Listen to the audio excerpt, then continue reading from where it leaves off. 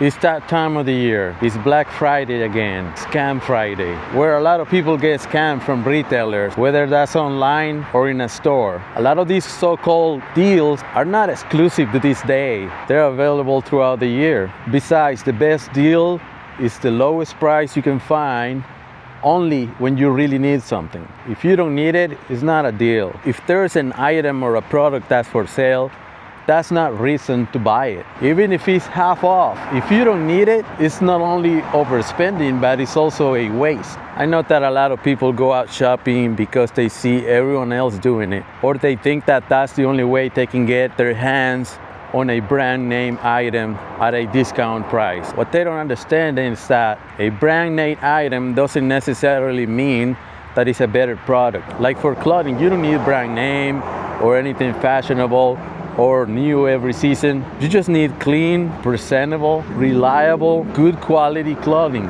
I can tell when somebody's out there dressed to impress and someone who doesn't care about that. Someone smart that refuses to play, that doesn't follow the trend. It's a smart thing to do. Everybody already has a TV, and nobody needs a TV upgrade, unless your TV falls from the second-story building. But even if that happened, it's not gonna happen on Black Friday. Also, nobody needs a new phone. Everybody already has a phone, but they come out with a newer model every year that looks exactly the same as the old one. And they're not cheap. These new phones can cost up to $1,000. And if they come out with a new one every year, if you upgrade every year, in 5 years, that's $5,000. Not counting the $60 per month your carrier charges you. Now we're looking at $8,000 in 5 years in your phone.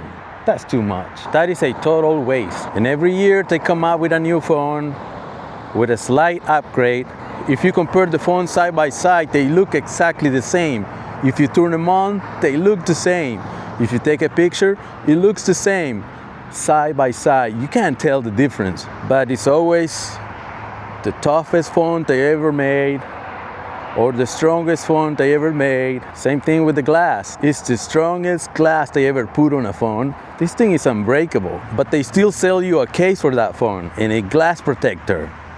And on top of that, an extended warranty. Well, if it's unbreakable, why would you need all that? The extended warranty is another scam. That's where they make the real money.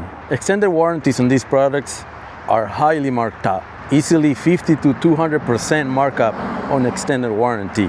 They make more money on the extended warranty than on the product itself. They know that not everyone is going to use the extended warranty, and they come with limitations. Not everything's covered. But they don't tell you that up front. They may also have deductibles. And in some cases, you have to pay up front and wait for reimbursement. Besides, if they're selling you a good, reliable product, you surely need an extended warranty. And if somebody is not so lucky and gets a faulty product, the company should take care of their loyal customers. I know that these days, everyone's talking about inflation, how everyone's struggling to make it, that food prices had gone up over 20% in the last 2 years, how an electric bill here in California can be over $200, insurance is through the roof. Then how can people afford to go buy unnecessary things? They can't afford it. They put it on credit. After making the last minimum payment, they go and max out their credit cards again. When you're on low resources, debt is poison. It's financial quicksand, but everyone's involved in this inflated consumption. I know that people have this social pressure to go show off in their social circle. They can't get over that. Deep down, they know they're getting scammed. They know it's stuff they don't need that they're acquiring, but what they're really acquiring is debt. They go on debt accumulation mode this time of the year. And once somebody is buried in debt, it's really hard to get out because all the payments go to the interest, not the principal. And no matter how much people make, they always find a new way to go broke. They could be making $200,000 a year, but they still broke. They still live paycheck to paycheck. And they got themselves into that situation by financing consumption. This irresponsible spending behavior has been normalized by marketers and social media.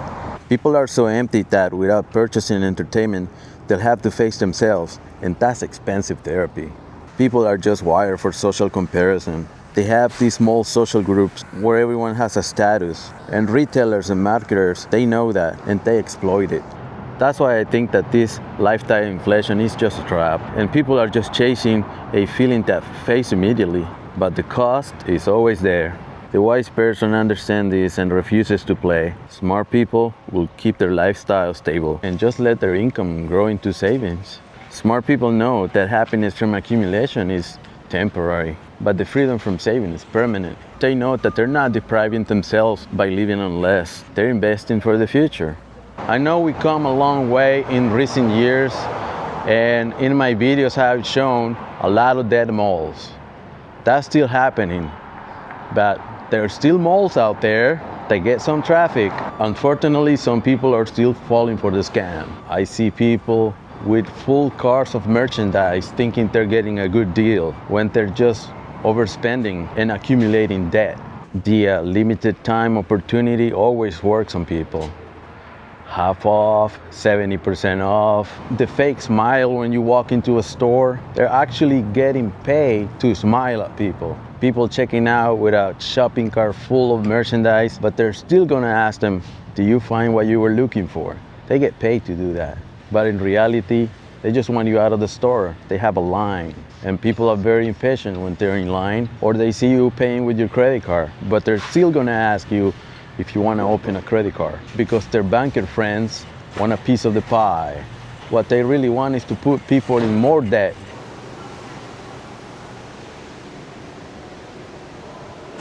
Remember that the best deal is the lowest price you can find only when you really need something. If you don't need it, you're overspending and it's a waste. Like always, let me know what you think in the comments. Always check the description for additional information, and I'll see you in the next video.